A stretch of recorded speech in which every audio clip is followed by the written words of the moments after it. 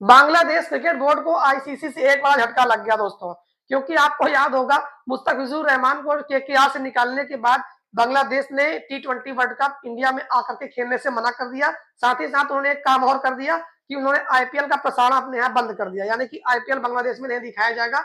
यानी उनका कहने का मतलब ये है कि हम व्यूवरशिप डाउन करना चाहते हैं आईपीएल की। इतना सब कुछ चल रहा था, लेकिन इसके बाद बांग्लादेश ने एक काम और कर दिया, एक लेटर लिख दिया आईसीसी के नाम, और उसमें बताया गया कि हमको इंडिया में थ्रेट है, इसलिए हम आके इंडिया में अपना टूर्नामेंट नहीं खेल सकते हैं।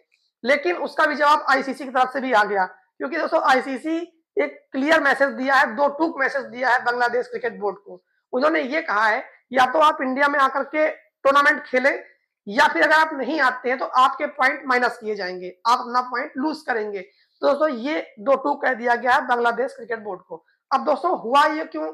क्योंकि आपको याद होगा मुस्तफिजुर रहमान को जब केकेआर से ड्रॉप किया गया, उसके बाद चीजें थोड़ा सा बिगड़ी इंटरनेशनल लेवल पे। तो ऐसे बहुत ज्यादा उम्मीद लगाई जा रही थी कि हो सकता है पाकिस्तान की तरह बांग्लादेश भी कहे कि हमारा वेन्यू शिफ्ट कर दिया जाए, या फिर हम यहाँ पर नहीं आना चाहते सिक्योरिटी रीजन से। तो ये सारी बातें उन्होंने नकल की इंडिया की, क्योंकि इंडिया भी आपको याद होगा 2025 में पाकिस्तान नहीं गया था।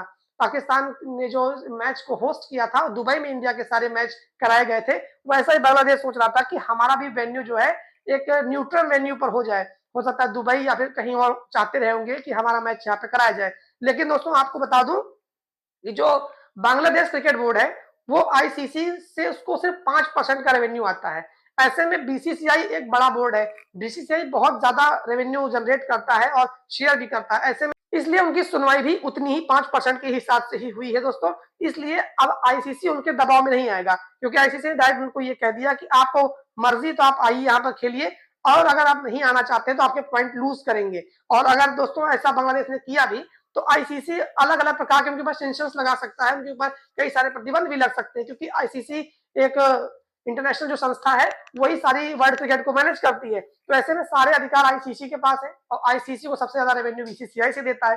तो आपको मालूम ही होगा कि बीसीसीआई का एक जो कहते हैं ना कि ज्यादा चलती है आईसीसी में, तो दोस्तों ये बात कहीं ना कहीं 100% सही भी है।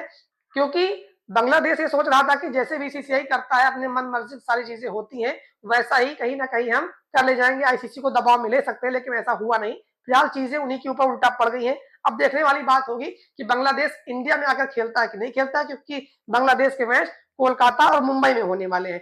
तो दोस्तों देखने वाली बात होगी कि बांग्लादेश इंडिया में आता है या फिर नहीं आता है, क्योंकि इंडिया और श्रीलंका मिलकर के इस टूर्नामेंट को होस्ट कर रहे हैं। दोस्तों आज की वीडियो में यही अपडेट था। बाकी सारी अपडेट पाने के लिए हमारे चैनल को जरूर सब्सक्राइब कर लीजिएगा, वीडियो अच्छी लगे तो लाइक भी कर दीजिएगा। मिलेंगे इसी दूसरी वीडियो में, तब तक के लिए आप सबका बहुत बहुत धन्यवाद।